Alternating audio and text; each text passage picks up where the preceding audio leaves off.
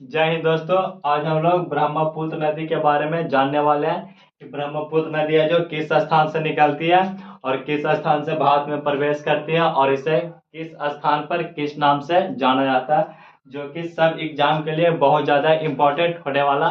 तो आइए वीडियो को शुरू करते हैं।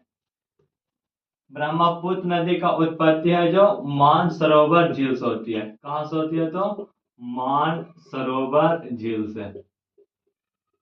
मानसरोवर झील से। यह मानसरोवर झील कहाँ स्थित है? यह जो मानसरोवर झील है जो तिब्बत में अवस्थित है। तिब्बत में अवस्थित है। ब्रह्मपुत्र नदी की उत्पत्ति तिब्बत स्थित मानसरोवर झील से होती है। तिब्बत में इसे सांगपो नदी के नाम से भी जाना जाता है। सांगपो नदी के नाम से भी जाना जाता है। ब्रह्मपुत्र नदी को तिब्बत में किस नाम से जाना जाता है? तो सांगपो नदी के नाम से भी जाना जाता है। इसके बाद यह हिमालय के समानांतर होते हुए नामचा बरवा पर्वत के समीप नामचा बरवा नामचा बरवा पर्वत के समीप अंग्रेजी के यू आकार बनाते हुए भारत के सबसे पूर्वी राज्य अर्थात अरुणाचल प्रदेश में प्रवेश करती है। कहाँ प्रवेश करती है? तो अरुणाचल प्रदेश में। अरुणाचल प्रदेश में इसे स्थानीय भाषा के रूप में इसे दिहांग कहा जाता है। किस नाम से जाना जाता है? तो दिहांग के नाम से। अरुणाचल प्रदेश में ब्रह्मपुत्र नदी को किस नाम से जाना जाता है? तो दिहांग के नाम से।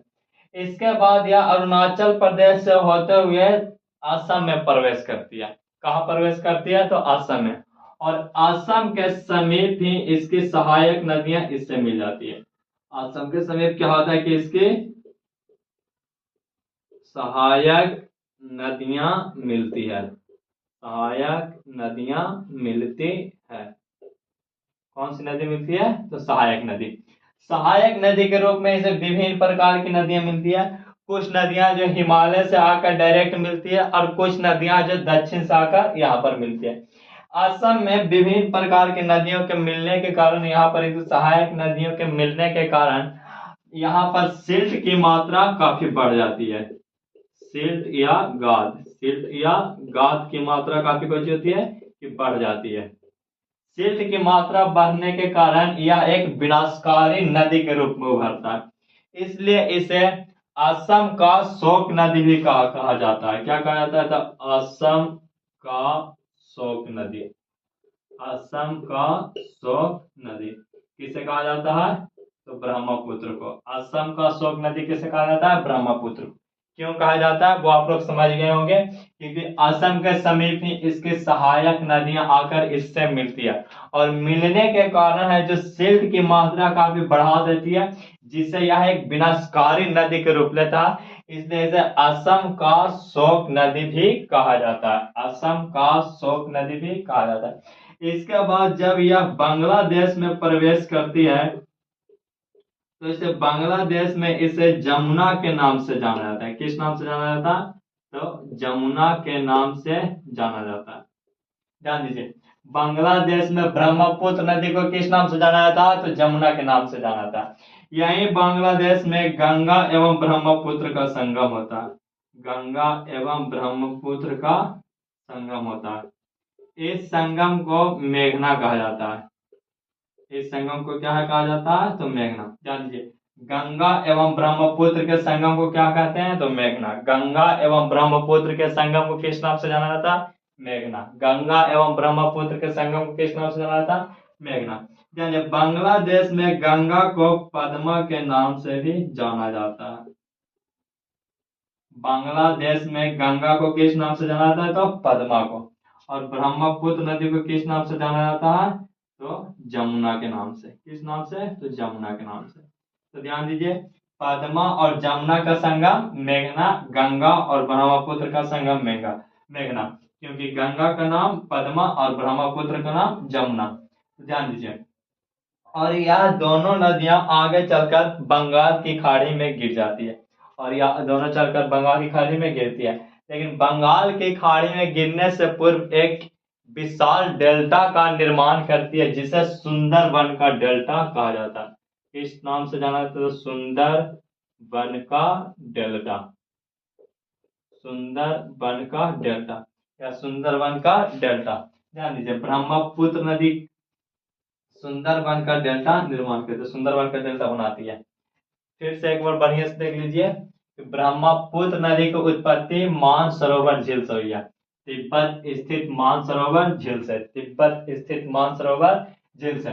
यहाँ इसे सांगपो नदी के नाम से भी जाना जाता है। बहुत बार क्वेश्चन पूछा गया कि तिब्बत में ब्रह्मपुत्र नदी को किस नाम से जानते हैं, तो सांगपो। या फिर इस तरह से भी क्वेश्चन पूछता है कि सांगपो किस नदी का उपनाम है, तो ब्रह्मपुत्र नदी को। सांगपो किस नदी का उपनाम है, तो ब्रह्मपुत्र नदी को।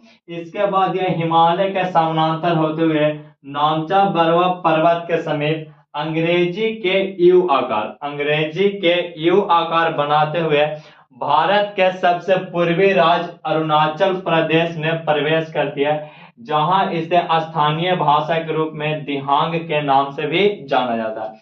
अरुणाचल प्रदेश में ब्रह्मपुत्र नदी को दिहांग के नाम से भी जाना जाता है। उसके बाद यह अरुणाचल प्रदेश से होते हुए कहां प्रवेश करती है, तो असम में। कहां, असम।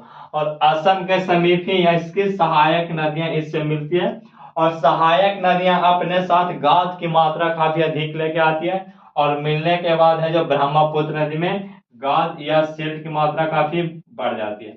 और यही बढ़ने के कारण इसे असम का शोक नदी भी कहा जाता है। असम का शोक नदी किसे कहा जाता है, तो ब्रह्मपुत्र नदी को। उसके बाद ये जब यह बांग्लादेश में प्रवेश करती है, तो इसे बांग्लादेश में ब्रह्मपुत्र नदी ना कहकर किस नाम से जाना जाता है, तब जमुना के नाम से। और यहीं पर गंगा और ब्रह्मपुत्र के संगम को क्या कहते हैं, तो मेघना। गंगा और ब्रह्मपुत्र के संगम को क्या कहा जाता है, तो मेघना। गंगा को बांग्लादेश में जो पद्मा के नाम से जाना जाता है, और ब्रह्मपुत्र नदी को बांग्लादेश में जमुना के नाम से जाना जाता है। यह दोनों नदियां एक डेल्टा का निर्माण करते हैं, जिसे सुंदरबन का डेल्टा भी कहा जाता है, जिसे सुंदरबन का डेल्टा कहा जाता है। यह इसके कुछ महत्वपूर्ण प्रश्न जो आप लोगों को हर एग्जाम में देखने को मिलता है, चाहे वह बिहार पुलिस का हो, बिहार द्रोह का, फिर बीपीएससी का हो, हर एग्जाम में इसे क्वेश्चन देखने को मिलता है। तो अगर वीडियो आप लोगों को अच्छा लगे तो वीडियो को लाइक कर लें और चैनल को सब्सक्राइब कर लें, ताकि नए नोटिफिकेशन आप लोगों के तुरंत पहुंच सके। वीडियो का अच्छा लगे तो प्लीज वीडियो को लाइक कर दें। तब तक के लिए जय हिंद, जय भारत।